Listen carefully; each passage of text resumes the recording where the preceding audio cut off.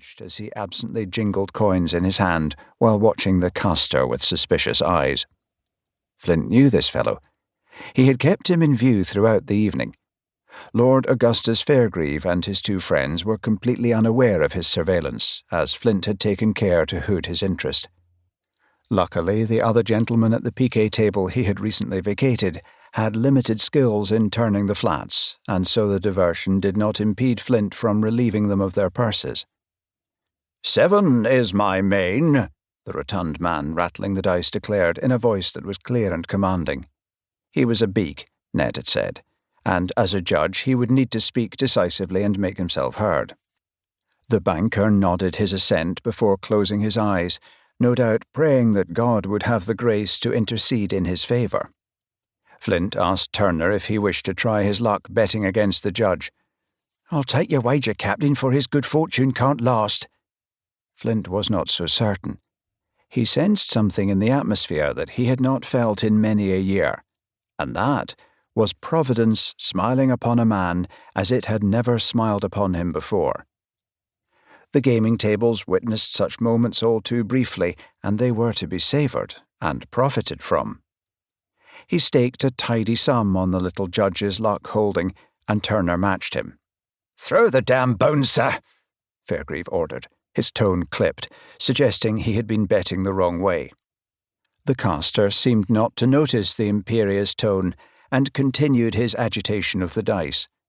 Gamblers have their traditions, their touchstones, and Flynt wondered if it was this man's habit to caress them with something akin to affection before depositing them in the box and applying a particular number of shakes before letting fly.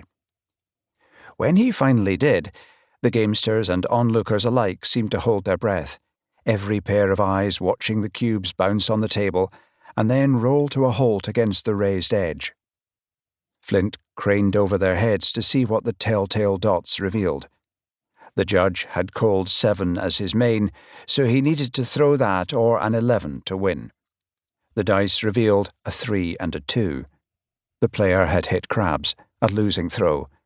A collective groan rippled around the table, but Fairgrieve's mouth tightened into a satisfied grin. Flynt handed his wager to Turner. "I told you it couldn't last," Turner said, beaming.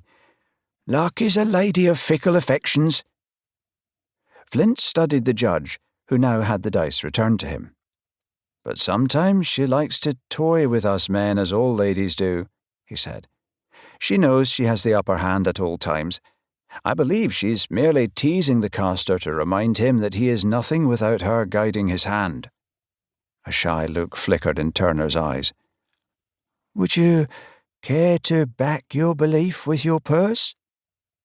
A further sum was agreed, and all eyes returned to the little man in the velvet coat, once again rattling the bones in his cup. His failure to hit the main or an 11 to win the previous throw had considerably increased the odds against him. He must now throw a 5 to win. The odds of him hitting that mark were long, but Flynt tended to favour such outside chances. The shaking stopped. The dice flew, bounced, tumbled to a rest. The chatter at the other tables died as all attention was drawn to the judge's table. There was silence as the numbers were revealed.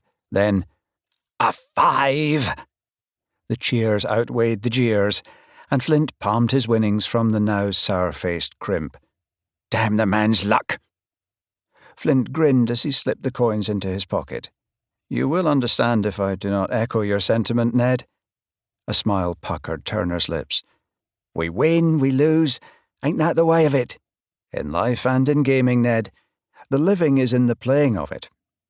The man's gaze eased past him to the other side of the table. "I'd hazard that Lord Fairgrieve don't share your philosophy." Flynt watched the tall nobleman shoulder his way towards the judge, by now holding the dice once more and rolling them around in his palm as he had before. Ned Turner leaned closer in to Flynt. "I believe Justice Dumont has annoyed that gent, Captain." Flynt could tell by the aggressive swagger that Fairgrieve was indeed intent on confrontation, but as a judge, the little man would surely not be susceptible to such bullying. Indeed, Dumont was clearly aware of the tall noble's approach and appeared unconcerned. However, his lordship had two companions who